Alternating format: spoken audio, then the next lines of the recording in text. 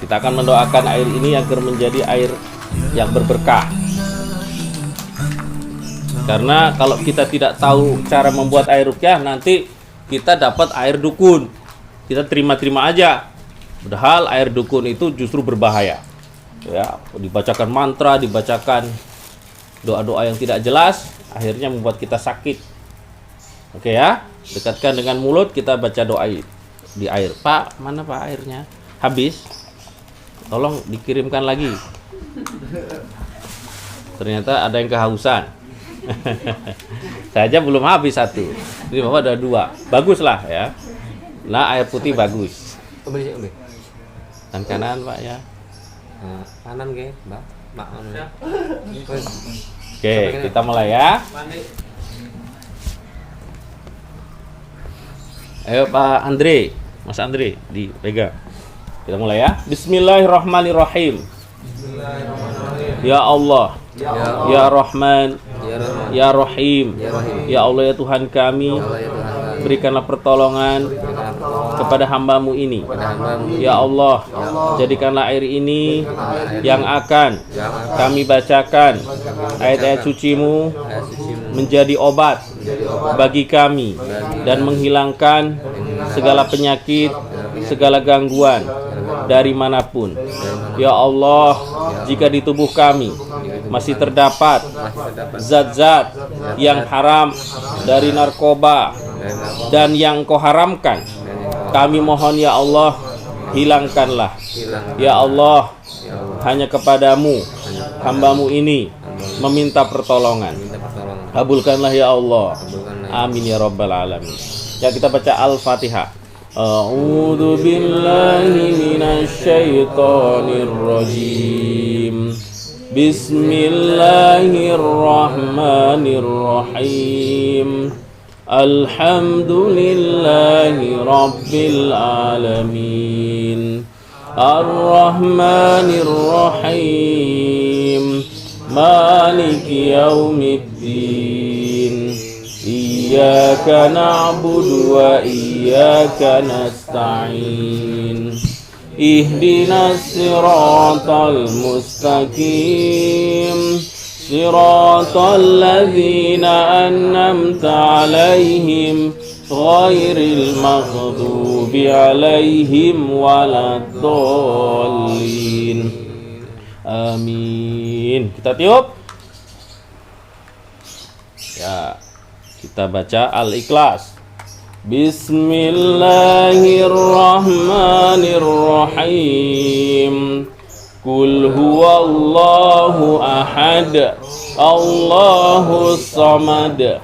Lam yalid wa lam yulad wa lam yakul lahu kufuwan ahad. Tiup. Ya, Al-Falaq. Bismillahirrahmanirrahim. Qul a'udzu birabbil falaq min syarri ma khalaq wa min syarri ghasikin idza waqab wa min syarri naffatsati fil 'uqad wa min syarri hasidin idza hasad. Tiup. An-Nas. Bismillahirrahmanirrahim. Qul a'udzu birabbin nas, malikin nas, ilahin nas, min syarril waswasil khannas, alladzi yuwaswisu fi sudurin nas, minal jinnati wan nas. Tiup. Nah, pegang dengan tangan kanan. Kita baca bismillah, minum 3 teguk ya. Bismillah.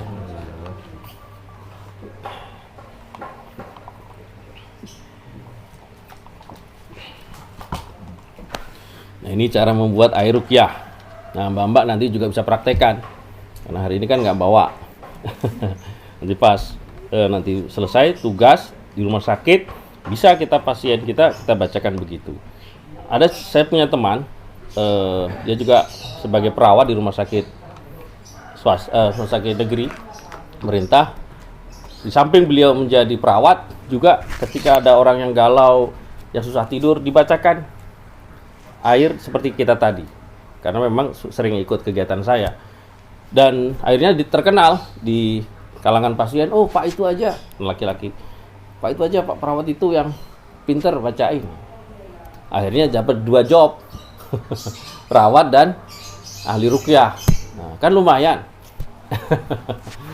Oke, nah itu membuat air ruqyah. Jadi ruqyah yang benar atau air yang benar kalau dibacakan doa, bukan dibacakan itu nanti jadi masalah. Oke, yang selanjutnya adalah kita membentengi diri kita dari kejahatan semua makhluk, baik setan jin atau setan manusia, dengan ruqyah. Nah, jadi kita akan bentengi diri kita karena orang-orang yang jahat itu memanfaatkan jin untuk mengganggu manusia. Nah, istilahnya adalah sihir. Sihir itu kalau di Indonesia turunannya banyak.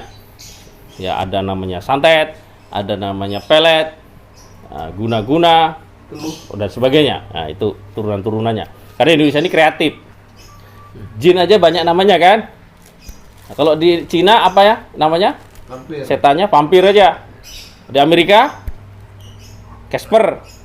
Nah, kalau di Indonesia ini banyak yang celana hijau namanya kolor hijau. Kalau di rumah sakit apa namanya? Sister ngesot. Di luar negeri nggak laku itu. Yang jaga laut Roro Kidul. Ya, yang nakuti anak-anak kuntilanak. Yang pakai baju putih, yang lompat-lompat itu apa? Ah, itu. Bukan itu. Ya. Bukan. Kalau itu kan pakai jilbab. Wah, saya pakai baju putih, bukan. Iya. Itu yang lain. Nah, di Indonesia ini banyak. Ya, jadi setan itu berkembang biak kalau di Indonesia. Sebagaimana SOP masing-masing. Job-job masing-masing, ya.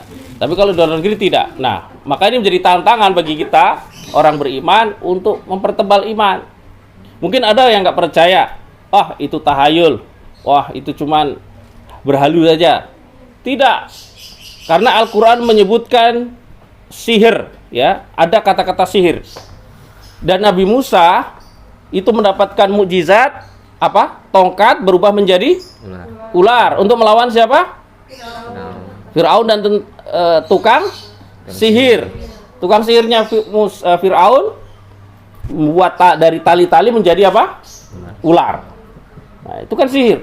Kemudian Nabi Musa dapat tongkat dan menjadi ular yang besar dan memakan ular-ular tukang sihir itu. Nah, ini menunjukkan bahwasanya sihir itu betul. Sampai Nabi Muhammad, Nabi kita, pernah disihir oleh orang Yahudi. Nah, ada orang mungkin belum percaya karena mainnya belum jauh. Mainnya masih dekat. Makanya kita harus percaya. Percaya bukan berarti kemudian kita amalkan sihir itu, bukan. Percaya hal-hal yang gaib itu ada untuk kita tolak, untuk kita lawan segala kezaliman. Di antaranya dengan ruqyah. Ya, pengalaman sedikit saya, beberapa kali saya menangani anggota dewan, pejabat, gara-gara disantet, disihir oleh orang yang tidak suka.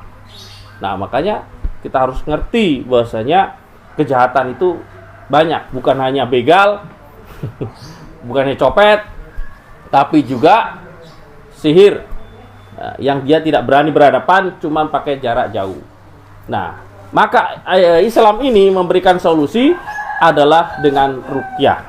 Kalau kita tidak tahu ruqyah, ya kayak dulu zaman tahun 70-80 sebelum 2000-an, orang itu kalau sakit ke dukun. Nah, kalau orang kampung pertama ke dukun. Nggak sembuh, ke dokter atau rumah sakit. Nggak sembuh, ke dukun lagi. Begitu. Nah, alhamdulillah sekarang sudah masyhur masalah ruqyah. Diklik aja di Google ruqyah langsung muncul. Di televisi juga sudah banyak. Nah, ini zaman sekarang lebih memudahkan. Maka kalau sudah zaman modern begini, kita nggak tahu ruqyah, nanti bisa kejebak dalam perdukunan. Hati-hati. Ya, bukan hanya orang kampung, orang kota, orang berpendidikan pun bisa terjebak karena dia tidak paham dan meremehkan masalah ruqyah. Oke ya, kita akan berdoa membentengi diri kita. Mbak ikut juga ya. agar tidak ada jin-jin yang nempel di tol, di sawah, di kampus, atau di ruangan-ruangan kosong. Itu senang mereka. Oke, angkat tangannya begini. Ikuti ya. Bismillahirrahmanirrahim.